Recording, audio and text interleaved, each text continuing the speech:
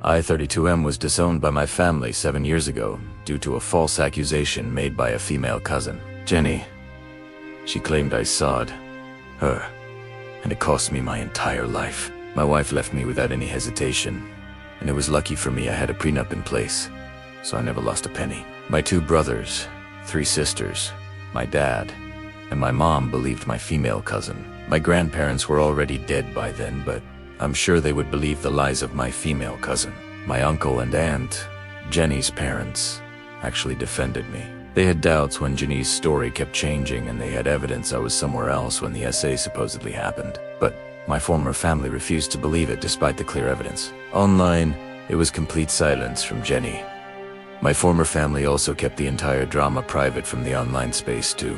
I found it odd they wouldn't post something like that online or something. I later learned from my aunt that they all decided to keep quiet because Jenny told them to. Guess she would have been caught in her lies. The police were never involved.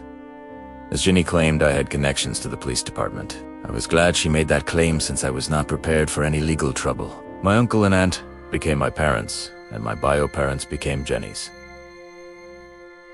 I stopped being a brother to my siblings, and Jenny became their sister. My friends backed me up since they knew from the dates it was impossible for me to be anywhere near Jenny. In fact, I was clearly at my workplace during those supposed dates. I already had graduated college at that point, and had a job lined up in a city far away from my home city. The trust fund was already transferred to my personal checking account. After the money was spent on tuition and supplies, I was basically ready to make a new life for myself. My uncle and aunt apologized many times for how their daughter ruined my life with my family. I accepted their apology while telling them they had nothing to be sorry about. They did everything to salvage the situation with my family, and I appreciated it.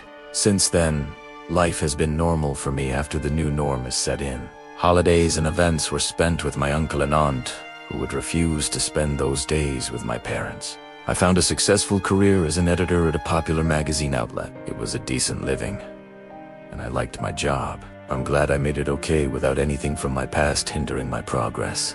I was blocked by my former family, both via phone number and social media. Every update about their lives was from my aunt, who kept tabs on them. All my siblings moved on with their lives after I had left. As for Jenny, things were different for her. She basically became crown princess within the walls of my parents' home. She had been living off my parents' income without a job and never went to college. Jenny spends her day cooped up in the house, watching shows online, and snacking more often. My parents moved out of the master bedroom to give it to Jenny. My parents spared no expense in compensating Jenny for my actions. My siblings were also pitching in to give Jenny compensation that had major negative effects on their personal lives.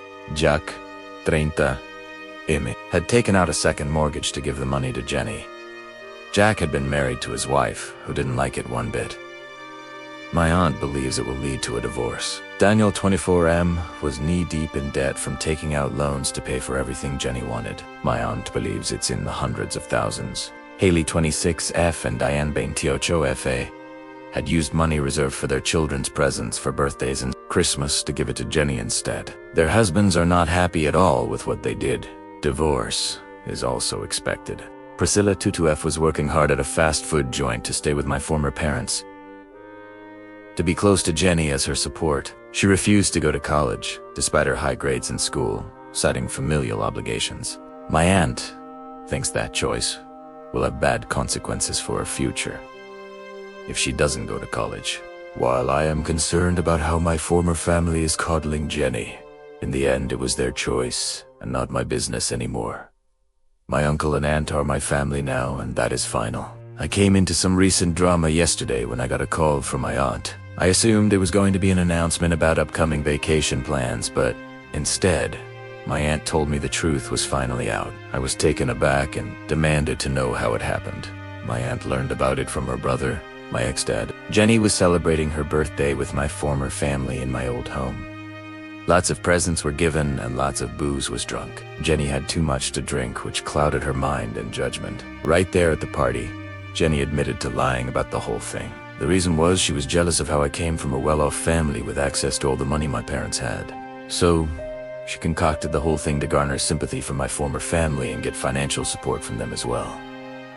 Everything went to hell at the revelation of the truth. The end result was Jenny got kicked out of my old home and my former family were feeling horrified at what they did to me. They wanted to contact me to make amends and heal the burnt bridges. But I changed my number and deleted all my social media.